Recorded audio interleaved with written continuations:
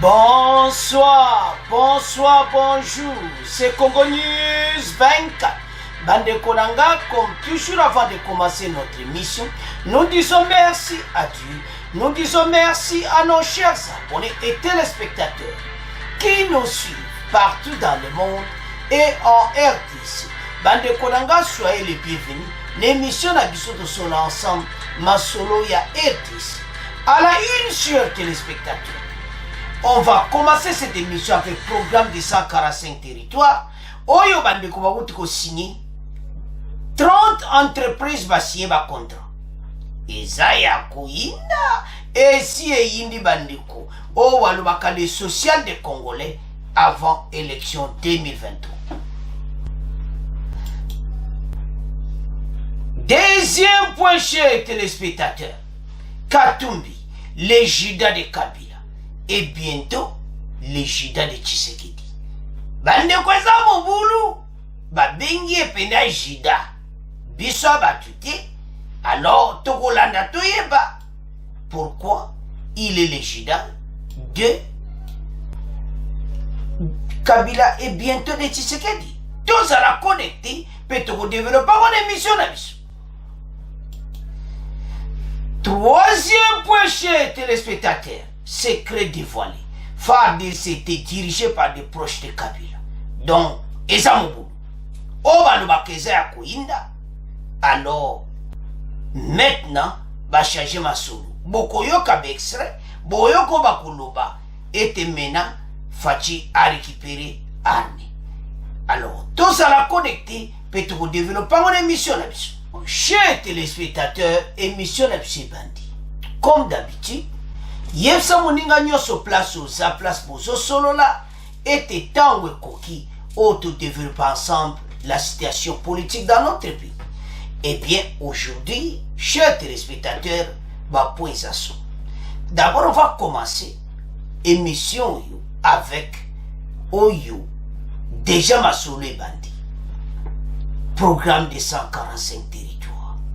Bande pour les 30 entreprises ont signé leur contrat à Kinshasa. Donc, vous comprenez qu'après, le marché Salamaki, maintenant, ma solo bande. Comme objectif, Congolais ont que l'élection, ma solo qui toque Salama dans chaque territoire. Balobi, plus de 25 millions de Congolais, bakobima na pauvreté. Donc, ce que là, une estimation, et qu'on peut les caper, moi, les Congolais, peuvent vu échanger Mbalamo. Et ce salama partout en RDC. Dans le Tina, Est, il faut la pacifier totalement. C'est ça le sujet géopolitique. Alors, maintenant, l'entreprise ont sur 30 signé. Tu comprends les détails, tant que tu comprends. On va construire des écoles, des hôpitaux, des centres de santé. Parce que couverture la santé universelle, c'est pas tout ça le problème de la RDC. Les Congolais ont soin de base exactes. Parce que mboka oye pe outi n'est pas tout ok. Tu comprends. Yango tina. Tout ce mon effort oyo gouvernement oyo sala. Parce que côté pays n'état moko, je ne sais pas dans quel trou. Dans un trou très profond. Dans une banque centrale, plein de trous partout. Vous voyez des trous de 100 000 $, des milliards de dollars, Donc, ils ont parvenu à couvrir. Et ça passe. Beaucoup de partout. Parce que Yiba, tout ça. Bandis koko ça l'effort pour Mboko et Bunga. Mais ça facilite. Tout ça comprend des bambous. Menez-le tout au 5. Message ça dans l'entreprise au bas de marché. oyo eza 100 jours te oyo eza jelu te soki bazwi yo moto aboye fo bakanga ye mbala moko donc babotola ye na babien tout parce que omonaka bokangi moto ake prison après abimi aréquipe non en tout cas makambo bosalama te et nayebi ke gouvernement aza très sérieux parce que koko bebisa présidentielle oyo ezoya na 2023 donc jelu ebebaki 100 jours ebebaki mais totala temps wana FCC cache mais maintenant Fachi aza na plein pouvoir aza na majorité eza temps oyo bazwa badécision nyonso mpona kobongisa mboka oyo ebonga kongole akokontinue kosouffrir te biso ya koloba mpona bakongole babongisa mboka 145 territoire eza toyoka lisusu oboye parce que même nde tooloba toza sûreté pourquoi le passé 100 jours jelu et tout ça soki 145 toi réduit problème mokonzi ya mboka eza un danger na 2023 bakongole baza na posa bamona clair na baresource ya mboka na biso toza pays oyo eza na baresource peuple akokontinue kosouffrir te tozofélicite bino na ide oyo bosali ya 145 territoire alors ezala matérialisé exécuté epuis bato bamona baexemple concret parce que au cas où il y a un problème et qu'on cause un grand problème la présidentielle en 2023 alors lisons ensemble.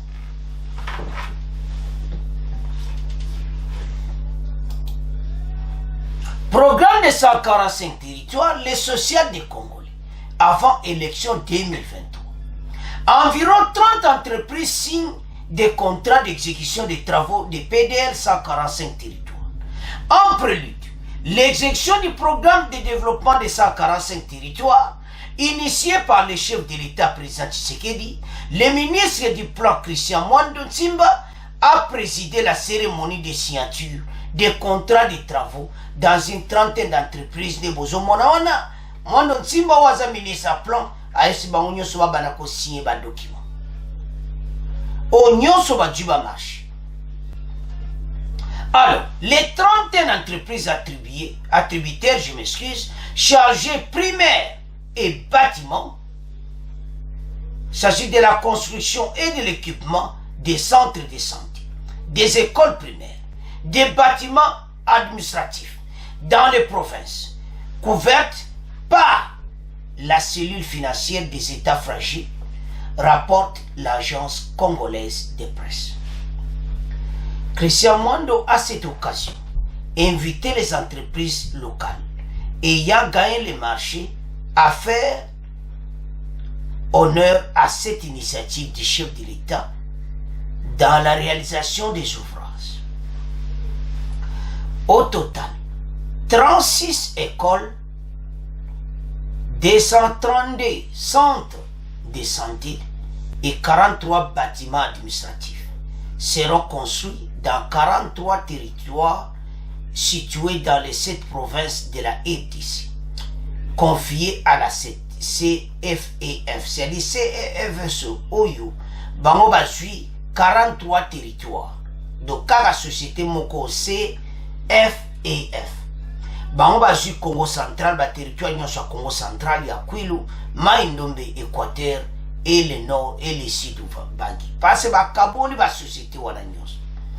En rappel, le plan et le programme de travail pluriannuel mis en place pour l'exécution du programme de développement local de 145 territoires ont été validés par les membres du comité de pilotage du programme de septembre 2022.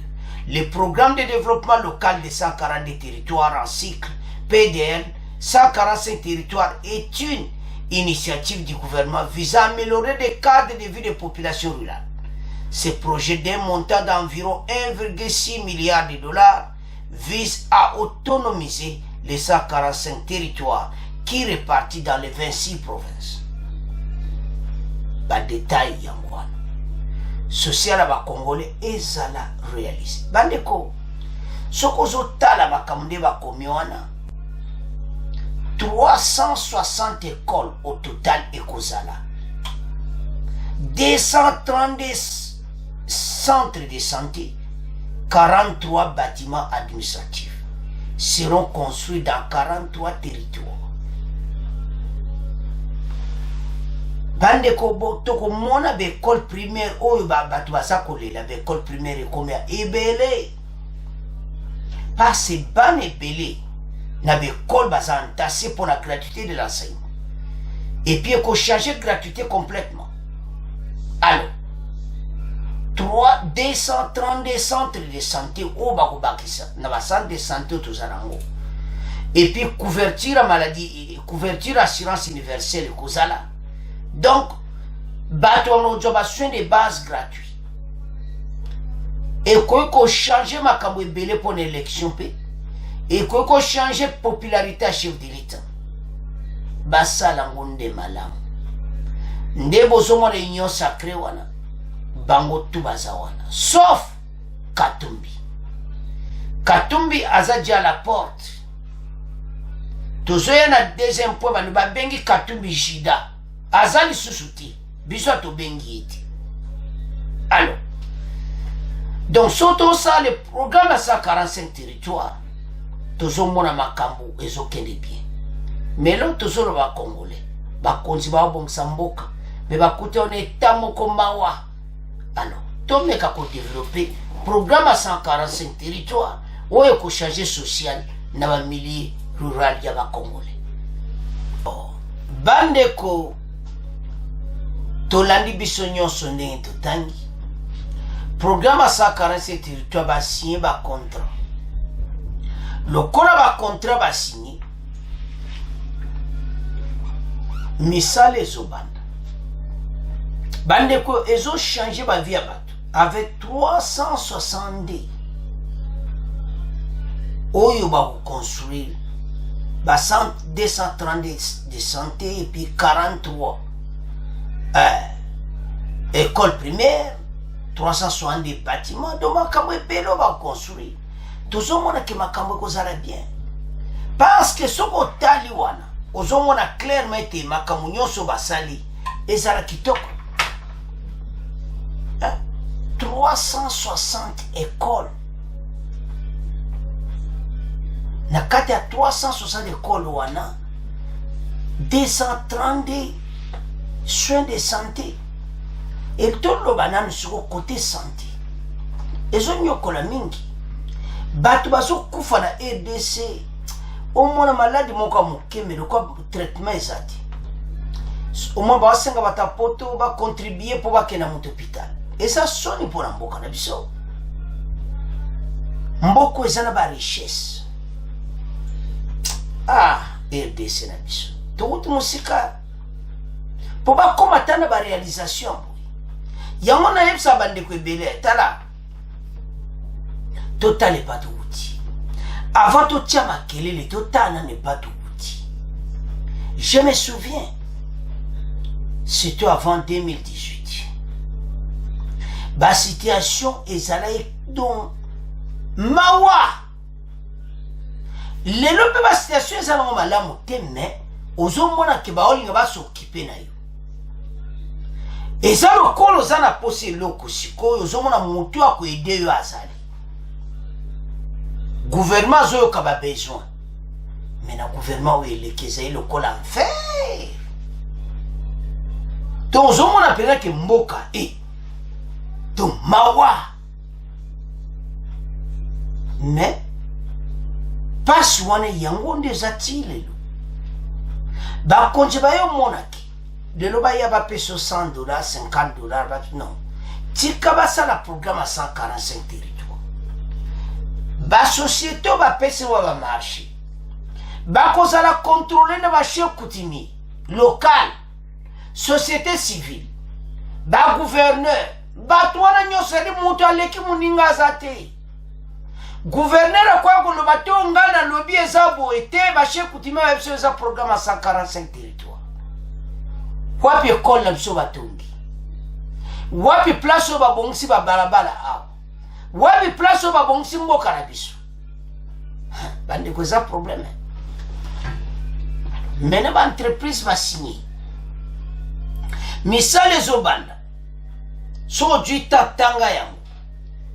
Alors ça éco-changer social à ba congolais na ba niveau ebele parce que moto afutaka moto aza mbongo ke mwana hôpital te kandi toza la gratuité kena mwana centre de santé wana kofuta te eza ya l'État. Songo kene privé oza na mbongo na yo, mais o ya l'État oza na fièvre kende kuna kene kozwa kisi ba traité ba konto landa très bien 232 soins de santé. Donc dans chaque territoire boyebika kuna ezofeli o futati ba docteur baza payé par l'État. Ba mama ye mwana nyonso ex mama ye mbako bongsa yango hôpital de référence o ba bongsa yango makamu nyonso ke ba pesi o kisofeli. Yango bazo sala sikona ba province ba tonga bo hôpital. Au moins dans les fins fonds du village hôpital les atteint. Yango tina ba monite na ba fin fond ba village ba tonga et puis ba chef coutumier ba contrôle la yango. Voilà. Mais ezosenga pe sécurité en mboka yango tozoya na po asuka bandeko armée ba changer yango awa balobi bokoyoka ba français balobi bokoyoka ba extrait balobi ete FARDC ezaki dirigé na ba proche ya Kabila. Si je crois bien, bazaka en contact na Kabila. Ya za mutu asi alongwe na ye, mais baza proche na ye. Tozoya na pona, toya comprendre. Alors maintenant, ba changer armée. Mboke batelema très bien partout. Ça a pris beaucoup de temps. Alors, pour le programme 145 qui est bien de ma côté à est. Il faut guerre à est ici là. Batouana tout va managuna. Voilà les défis. Oyo chiwe wazana. Bande koma kambo échanger au sakana ngote mais 2 heures na poisuka. Ce n'est pas possible. Alors, maintenant, na programme 145 territoires, ba Congolais bazana espoir. Mais problème est ça on a ba konzi. Soke meki ko sala mandenge 100 jours et salamaki. Président osana problème. Et qu'on perturbe même ba programme yon sa campagne électorale à président de la République tant au ça. Soki ba meki ko sala mayuya. Deuxièmement, ba doit mesure ma casse pour na okanga bata parce que la réussite il y a 145 territoires parce que place congolais on a comment observation fait. Moi na maladie oh hôpital quel hôpital connaît au fait les ans on va tenir à 145 territoires on va on a qui push on a na un village na Lubero dans le sud Kivu place aux alliés hôpital en les ont fait et c'est à 145 territoires au moins qui soulager population na pas sur batwaso kufa fièvre mbongo autorité aux bâtiments la poto. Alors voilà la situation. Maintenant, Bakonzi, Bofungo la mission passe. S'il y a un problème, alors, c'est à ce point. Tout ce premier point, tout le monde a deuxième point. Obalubaka e indi bande konangai. Katumbi, surnommé les Jida de Joseph Kabila, les Jida de Tshisekedi. Bandeko boyoka donc eza somo. Katumbi a un problème sérieux bandeko babengi les Jida de Kabila parce que bazaki da Kabila ensemble. Alors awa média oyo na biso en ligne na Kinshasa ba surnommé les Jida de Joseph Kabila et bientôt les Jida de Tshisekedi. Pourquoi? Bangona Kabila, bazaki bien. À un certain moment, au hasard président ya Tout-Puissant Mazembe, Moïse Katumbi, Bango, na ex-président de la République Kabila, Bazoyo Kandisouti. Il est parti en exil. Mais Bazo Bengue, les Jida parce qu'à trahir Kabila, Bazalaki ensemble, tant que commis une élection en 2011, à l'Obina Kabila, en 2016, que troisième pénalty Kousimbati, selon les médias où est commis yango, à poignarder Kabila. Bazalaki bien, mais kuna na cessé azo salemabi. Yango ba bengi les Jida. Yango une mission lelo. Bon comprendre que bientôt les Jida de Tshisekedi. Donc azako sala makambu moko oyezo mwana clairement kazo sala haute trahison. Ayena union sacrée. Alors Kabouya ouvertement kuta lobi que il faut quitter surtout vidéo au balexia dans les réseaux sociaux. Donc bandeko ba critiquer Katumbi na ndenge moko balobi aza pena Jida. Donc a oya sana Kabila ko sala pena fachi. Voilà. Makambo ngo bande otambo oyoke ko sala pe pasi. Mais to tanga ya. Katumbi le Jida de Kabila et bientôt Jida de Tshisekedi. Un allié matua. Oh Nzambe nangai. L'histoire est un étant à répétition. Brutus a débarqué le dos de Jules César. Mobutu est sorti de crise de Lumumba. Je m'excuse, est sorti de cuisse de Lumumba. Tout comme Macky Sall au Sénégal a escaladé l'arrière d'Abdoulaye Wade. Ndeko, et ça bien que l'histoire est un étant en répétition. Maintenant, EDC, Batouana Nyonso, Ndenge Salama, Mobutu est sorti de cuisse de Lumumba. Macky Sall au Sénégal, pas même l'arrière d'Abdoulaye, mais pas Tshisekedi Nandimiti. Avançons. En République démocratique du Congo, cette dame indomptable, dans sa répétition, présentait Moïse Katumbi dans le rôle de Jida. Pandeko Mwasio Yomakamba Lobiawa et sa somme. Avançons. D'abord avec l'ancien président Joseph Kabila, qui ira jusqu'à le qualifier ainsi. Ensuite, aujourd'hui, avec l'actuel président Félix Tshisekedi, dans une moindre mesure, certes. Bandeko, ezama kamoko clair, oyo balobi awa pona Katumbi. Oyo asali na Kabila, akosala pe na fachi. Est-ce que na Kabila kokite? Na fachi okoka? Point d'interrogation. Ezaya koinda, esi indi. En effet, alors que Joseph Kabila longtemps paru n'avoir de Brutus que Vital Kamerhe, ancien bras droit et ancien président de l'Assemblée nationale. L'homme qui sera targuera de l'avoir fabriqué et qui a fini par rejoindre son opposition. D'un village enfoui au cœur de la région du Katanga, les Jida de Kabila a surgi. Il s'appelle Moïse Katumbi Tchapou. En 2015, cet homme d'affaires, jadis lieutenant fidèle de l'ancien Kabila, enfant chéri du gouverneur de la ville-province riche minière congolaise, se décide alors de poignarder Joseph Kabila dans le dos. Lui, par contre, ne se réclame que d'une ambition légitime.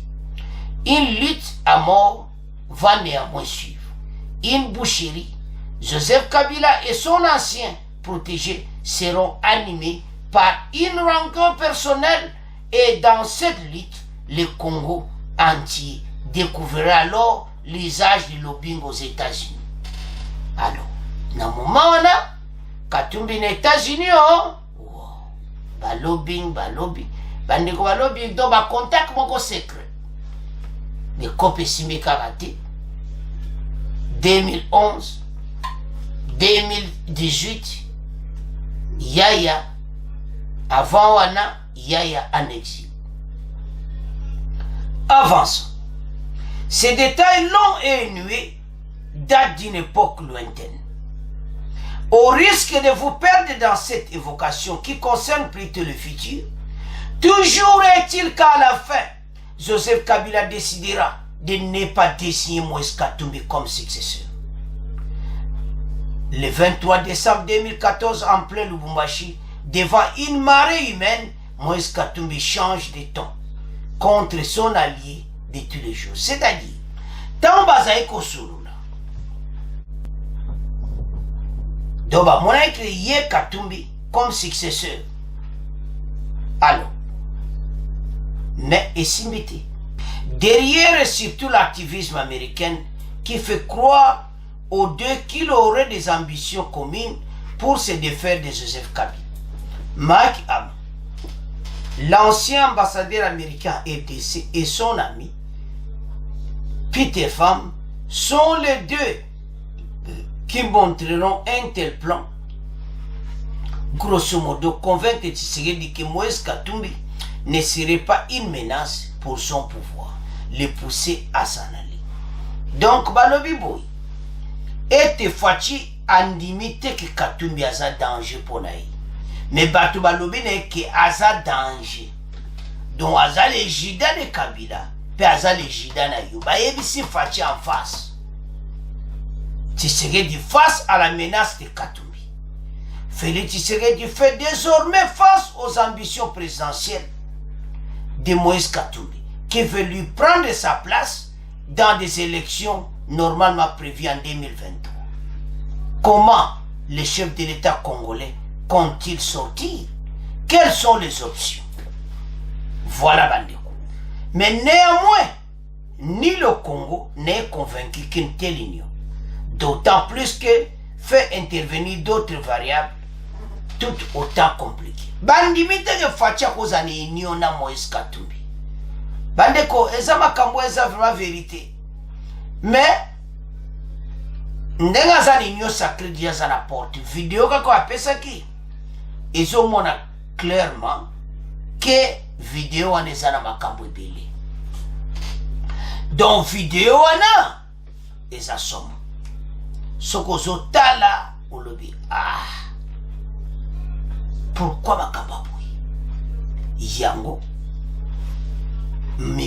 misi maloba ke malobe koi kene kotanga ngo o comprendre na ba journal na na Kinshasa que les Jida de Kabila bientôt les Jida de Tshisekedi balobi il est un allié matouas donc zomona mawatro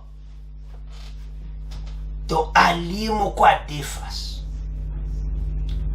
bandeko to meka ko développer yango bandeko to tangi biso nyonso balobi Katumbi balobi aza Jida il était le Jida au cas Jida de Kabila et bientôt le Jida de Tshisekedi. Mais tango bozo mona mutu boye bazo pesa ba historien bazo loba ki aza Jida akonza mboka bayebi ezo mona clairement bandeko video wana ya pesa ki en tout cas ba moni pena ki ya kinene nyo sacré ki mission otanga biso tolobi te soki bakomo surnommé mutu kombo Jida bozo mona te ke eza grave biso watu tokomi te yango wana tanga do baanalyse yango eza grave. Donc apoignarder Kabila na moko bayokanaka bien basekret bimi ke yende akozala successeur a Kabila bango na bango bakatangi ayo mona ke tant Kabila yo mona ke yaza Jida Kabila rivango abia yo a mystique na tena ngai Shadari amona Shadari azarona ke Katumbi. Alors, Katumbi mbala moko ali. Abani masolo na ba troisième penalty et tout ça. Mais azali ko diriger Katanga en même temps zaki na ba société minière yi moko. Balobi makamsu mwa do tia te kino tana be media na biso comprendre que au mona que azali na ba société minière wa yemo donc oye bandene o kesa l'état oyo kesa yemo Moïse Katumbi. Biso atolobi te. Tanga yango balobi le jida de Kabila. Bazaki ensemble, bazaki pena ensemble, bazo sala musana bango pena ensemble, bazo ko avancer ensemble, alors mais et moi moment moke babimi jida parce que makambi ya katiki. Apoignade Kabila na moko. Siko mena tout kende na union sacrée. Pour asagna Kabila azo sala pena fachi. Balobi yango clairement. Ndeko jo atantanga yango. Azo poignardé Kabila président Fachi Kalati na Mukongo pena dan balobi wana déjà on t'a lancé vidéo yango ane bandi yango tina babengi ejida aye masolo kitoko donc oyane ne union sacrée ezali po ayeba nini ezoleka na union sacrée po akende ateka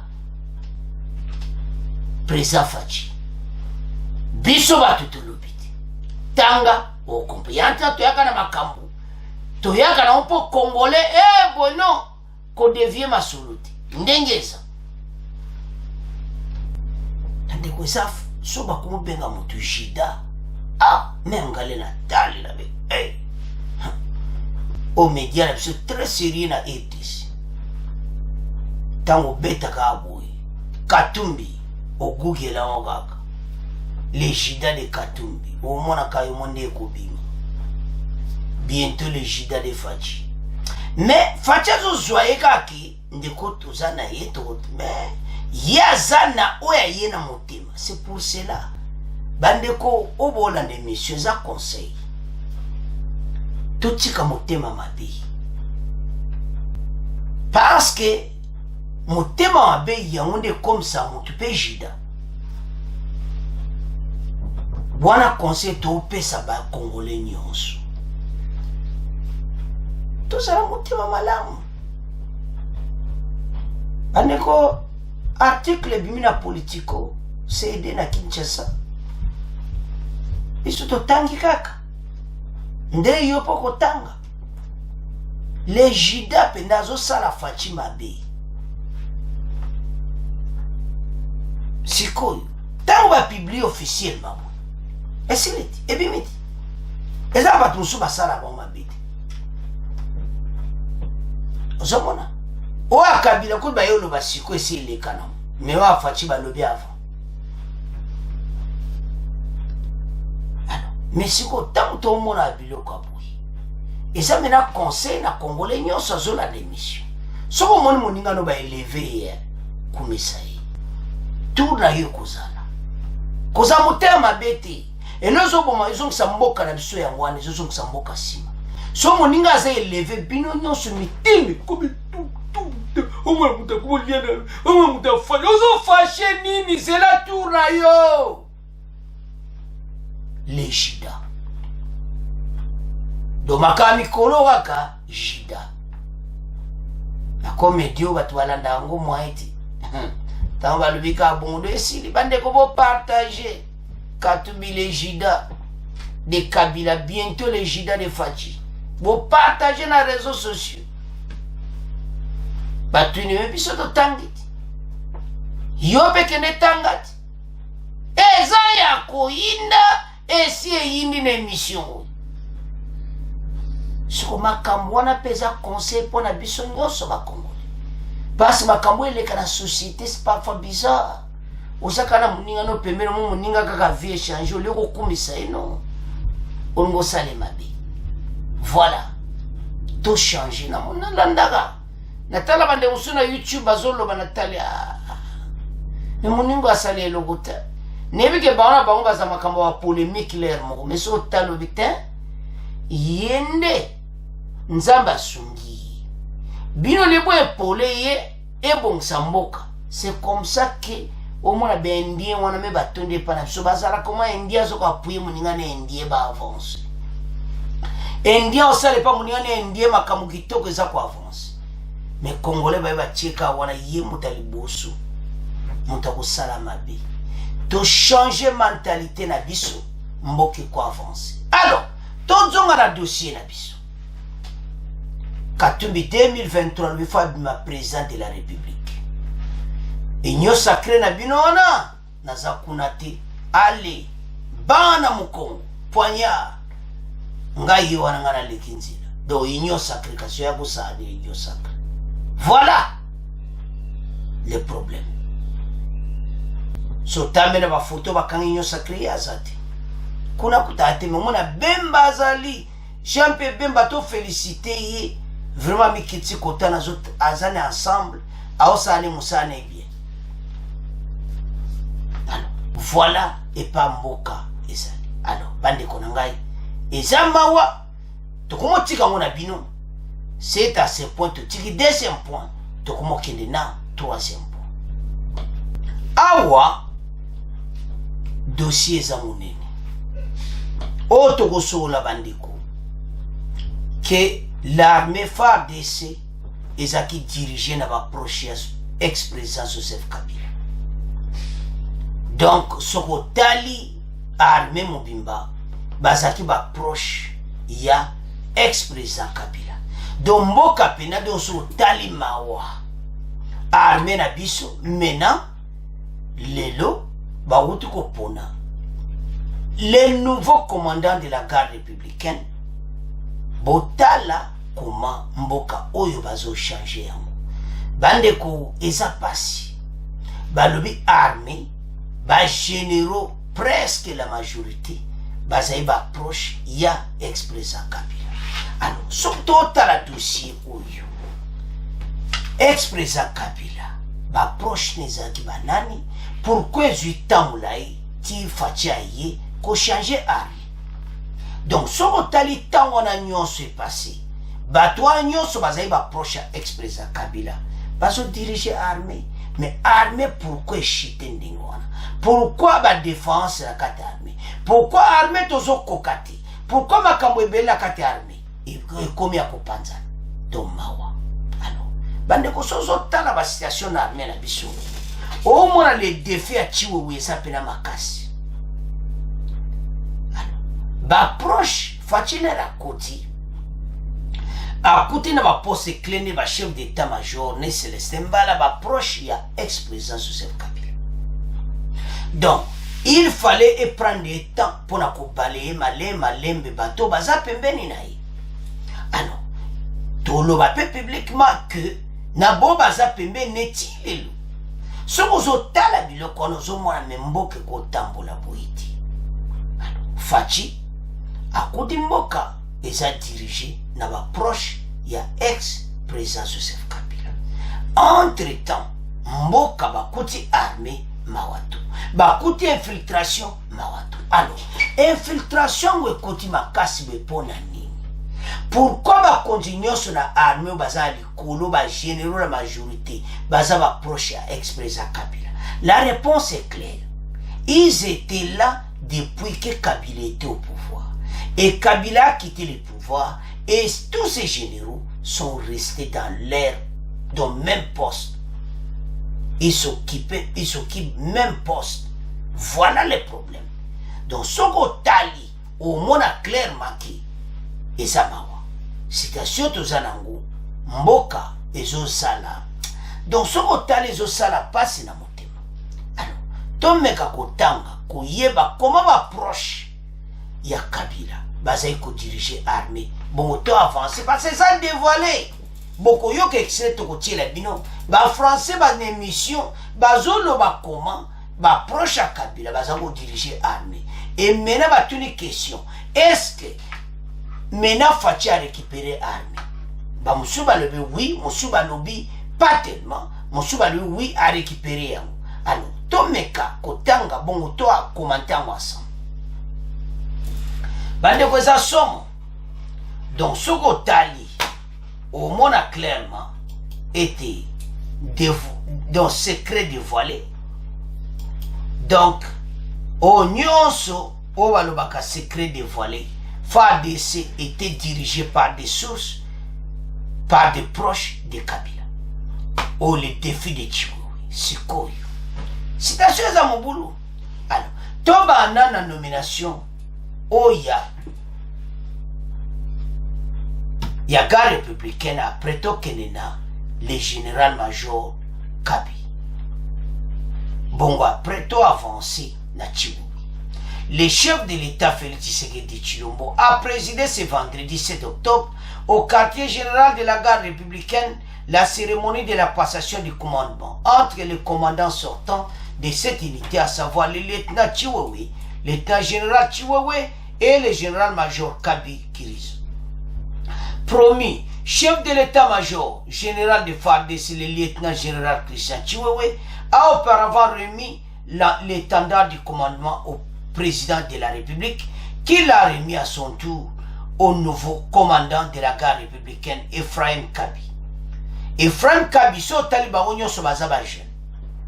Donc, azu commandement, asala ndenge Chiwewe salaki. Parce que, tant bazo garder chef de l'État, basala musana momalam. Avançons. Le général-major Kabi et ses adjoints, le général Lingeli Erickson, chargé des opérations, Moulumba, chargé de l'administration logistique, ainsi que le colonel Eric Maloba, chef d'état-major général, ont été présentés aux officiers généraux, officiers supérieurs et aux soldats du rang de cette unité spéciale. Le général-major Ephraim Kabi va commander près de 10 000 hommes de troupes répartis en 8 régiments que compte cette unité spéciale chargée de la protection du président de la République. Sa famille, ses invités, des marques ainsi que ses biens, indique la présidence de la République. Le 10e régiment est construit du quartier général, le Kanchachi au Mongalema, à Kinshasa. Le 11e régiment est basé au centre d'entraînement des troupes d'aéroporteurs SETA à l'aéroport d'Njili. Et le 12e régiment est installé au camp Ebeya, à Mbazangu, au Congo central. Le 13e régiment se trouve au sein du camp Kimbembe à Lubumbashi.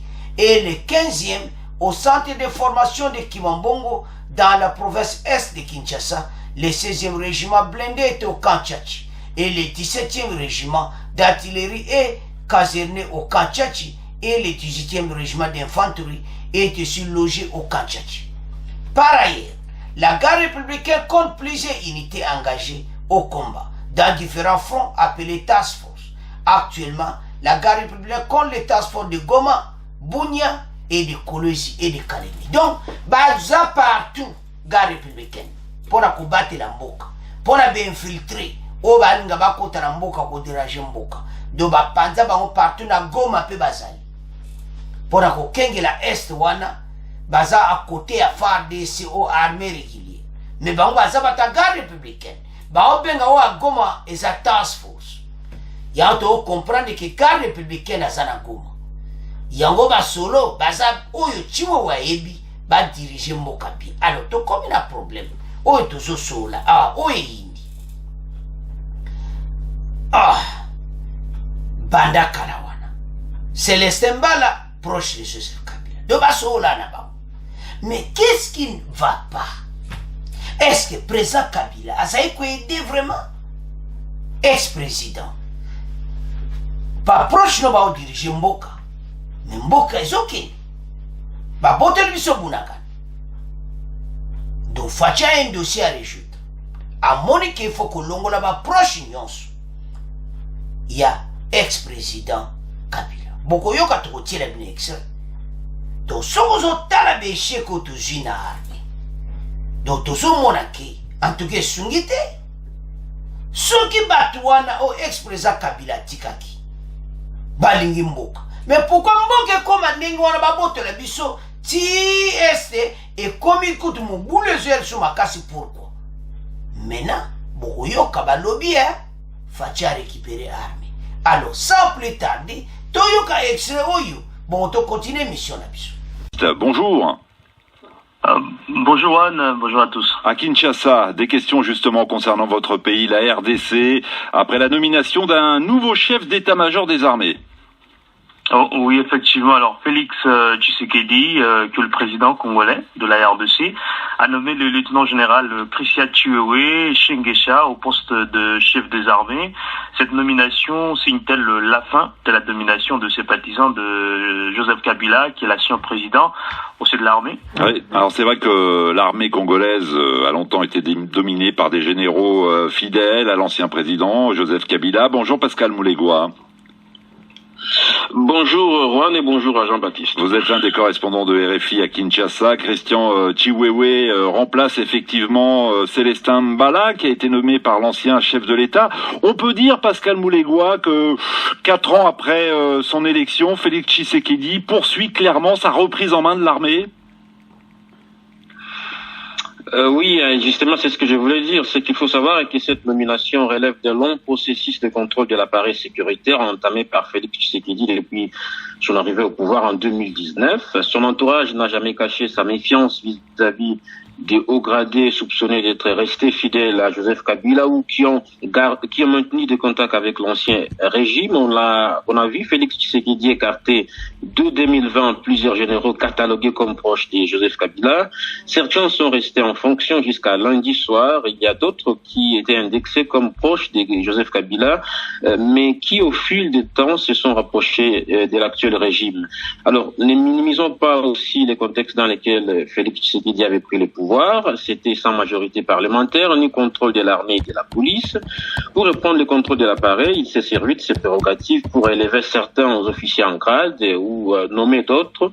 Pour ce qui est de Christian Chiwewe, même s'il n'a pas eu un rôle de premier plan sur Joseph Kabila, il était quand même le numéro 2 de la garde républicaine et il s'est fait vite remarquer par Félix Tshisekedi et en moins de 3 ans, il a bénéficié de 2 promotions en grade comme en fonction. En 2020 déjà, Christian Chiwewe était un des éléments essentiels dans le contrôle de l'armée pendant la délicate phase de divorce entre Joseph Kabila et Félix Tshisekedi. Oui. Et puisqu'on parle de reprise du contrôle de l'armée et des forces armées par l'actuel président Félix Tshisekedi, signalons que le commandement de la garde républicaine a également été remanié en début de semaine. Une autre question peut-être, Jean-Baptiste? Oui, effectivement. Est-ce que le profil du nouveau chef des armées répond aux nombreux défis qui l'attendent? Oui, autrement dit, Christian Chiwewe est-il l'homme de la situation, Pascal Moulégois?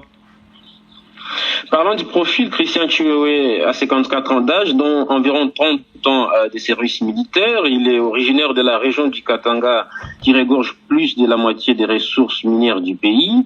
C'est une figure connue de l'armée. Il a passé l'essentiel de sa carrière au sein de la garde républicaine, l'unité chargée même de protéger les chefs de l'État. Il est vrai qu'il n'a pas le même parcours que son prédécesseur, Célestin Mbala, qui a fréquenté de grandes écoles militaires étrangères, même en termes d'opération. Alors, cet écart peut être compensé par la confiance qu'il bénéficie de la part du président Félix Tshisekedi, de la loyauté et l'efficacité.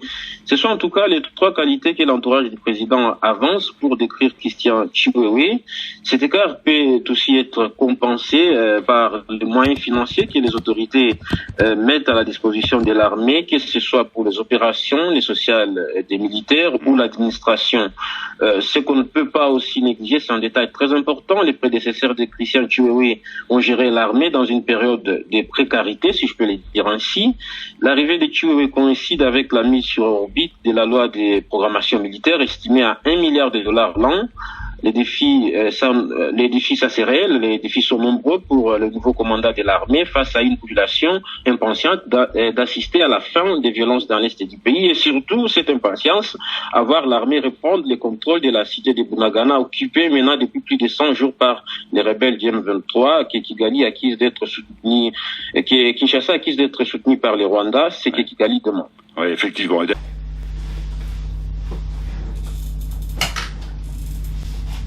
Voilà bandiko, secret dévoilé. Jusque-là, l'armée, la plupart des amis dirigés par les proches de Kabila. Et pourquoi Fachi a tué beaucoup de temps? Et c'est ça la stratégie naïe. Mais écoutez pas. Il fallait les raconter qui n'a pouvoir. Même après la séparation, bon, c'est moins difficile les bandits, tu comprends. Parce que FCC cache. Mais tant que il fallait directement les rencontrer manier armée. Wana Fachi en tout cas, à ça on a retard. Fallait qu'on s'en avant mon konzamboka. Oh, les lettres sont comme c'est crabou. Mais quand vous belle, tu regrettes. Bandeko, et ça passe. Bah, proche à ex-président, bah, au diriger l'armée. Maintenant, de l'année ex-roi, donc, aux hommes, quoi, Fachi, à récupérer l'armée, c'est quoi, de contrôle, là. Contrôle, c'est le coup, la divisé, mais en cachet, déjà, pour les bouetter. Pour Bango, ça peut en contact avec ex-président Kabila. Ex-président Kabila, ça, c'est le symbole, bah, conseiller bien pour nous, bon, Zamboka.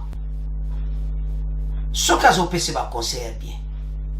Mais étant tous en Anguizamawa. Armée comme armée plus faible en Afrique dans Mawa. Mais bah l'oubli, ma cambozo change. Fatia Chimboka na maboko. A récupérer. A l'ongoli ba proche nyon se de l'année ex-rwana. Tolandi. Ba proche nyon sa ex-président Kabila. Ba l'ongoli ba. Maintenant, Fatia Tchebatuna et Ouya Azana confiance pour la armée et soit place nango. To souffrir na influence rwandaise ba konzamboka. Nandenga mabete ba Rwandais ba côté belé na armée. Toujours comprendre.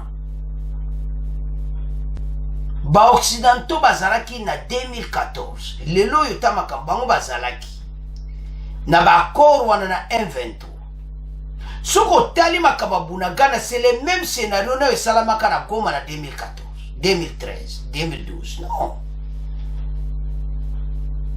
Fachi position bozibo zakana position wana les défis de Chiwewe neto na émission passée et ça va casser. Mais là que ça bien, Chiwewe ayebi batouana nyonso balongwe. Ayebi batouana ne baza kotamu sa armée. Il n'avait pas le pouvoir à ce moment. C'est le symbole à qui liboso naï. Mais n'a eu place naï. Batou azozila. Bande ko ba changer tout. Ba entourage nyonso wana c'est le symbole à balongo liba. Bajibo officier musubaki na seba mati ba en grade. Même ataba wumela ka même ataba zalaika. Mais situation ezandeye mokote parce que la tête maintenant eza batu oyo baza proche à Fachi. Et puis parmi bon peu expresa Kabila tika. Et belé baza la changement de cœur. Et belé bazo travailler. To yebi. Bazo sala pena ba changer ba biti mboka otam la buiti. Parce que comment ça la personnalité? Comment un petit pays, le Rwanda, ils ont ça en armée na biso. Mais on va générer musulman va qui proche na ex-président Kabila. Et belé va se changer. Habiter mboka to continuer boiter. Va s'attacher na Fachi. Ba mon vision est ça que to récupérer mboka. Loi programmation militaire ne makambo. Ya on a changé tout. Et ça m'a wa. Maintenant de tout l'andi n'excès wana. Ba question bazo tuna. Que batouana basaki proche à ex-président Kabila. Donc c'est que armée za autant la bienté et c'est ba conseil ça qui a bien. Et ta ou mbok armée comment qui et c'est ça malam. Infiltration côté na carte armée et c'est ça malam. Ba congolais bazo tuna ba question. Tout l'année ba français wana ba question ba tuni ande kunapso wana congolais ba tuni mulegwa oaza na Kinshasa oaza porte-parole la mongoya RFI to yeki ba question ba tuni do Fachi a récupéré appareil ya armée mobimba na maboko après plusieurs années à peu près 3 ans et demi, 4 ans. De 3 ans et demi. Donc, et ça m'a wa. Tout comme à Kalaté à 4 ans. Dans tout ce temps, c'était un peu en retard, mon Konzamboka. Fallait que ça la moi. Talamboka na biso. Rwanda les réseaux saka na biso partout bazo meka RDC. Le chef d'état-major Chiwewe, doit position oyo. Doit ba frontière na biso nyonso tiela biso ba soda dans ba frontière nyonso. Mboko ekozala boyete. Towe dernièrement na sud Bangi kuna. O ba Rwanda bana Centrafrique banga bakatsa. Déjà musuba okatsa sona mayele to ebite. Botinda kuna renfort. Bo fuye na bazamba ya Ubangi. Soki ba Rwanda bazana kati. Na Congo Central. Ndeko na biso to sola kina yi. Papa na yi. Azaki chauffeur ya Kasavu. Azana Congo Central. Papa na ye azaki chauffeur ya Kasavu. Papa ngo aza envie. Ndeko na tindelinga video na ye. Ndeko na nga mbote na yo place ozali. Papa na zulubaki. Bakonzi mboka azaki chauffeur ya Kasavu. Alors bakonzi mboka ba Rwanda na Congo Central batondi ebele. O zape message ba Congolais bazo pesa. Balobi ke bazo bakoti pe ebele. Na ba place musu. Ezo senga bakonzi mboka babatela mboka bala. Bo tia ceinture na ba frontière. Parce que quand on a tali vidéo na papa na zolo baki ba Rwanda bazo botela bango ba mabele tout ça. Mais ba konza mboka babani ko intervenir na makambango donc Kalaté makamwane ko sila nango. Mais bango ba komi su na Congo Central comment bazaki na Nord Kivu.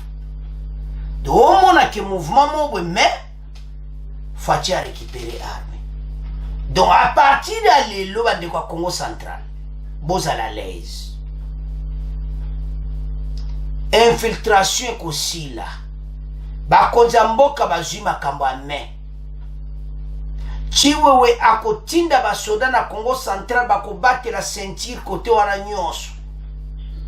Tina mwanda kuna kotia ceinture na ba frontière nyonso. Parce que trop c'est tout. Mboka armée jusque là Fachi aye ko récupérer. Tana yoki oba français ba otuna ba question entendre quoi na tuni question est-ce que le défi a Chiwewe mena. D'abord un ko récupérer Bunagana. Et puis Chiwewe ben très bien on les a défini numéro 1 à récupérer Bunagana, à sécuriser ma frontière. Et puis tout quand ça na Rwanda pe mon côté, Rwanda pe azoloba, alobi asali pe mingi. Et de ce qu'on place ba ko binaka. Et le qui va abonner al botia même mi Rwanda na bisona Rwanda na Uganda. Alors, na ba dossier ba lobi sur point caméra. Caméra zaki na tourner kuna.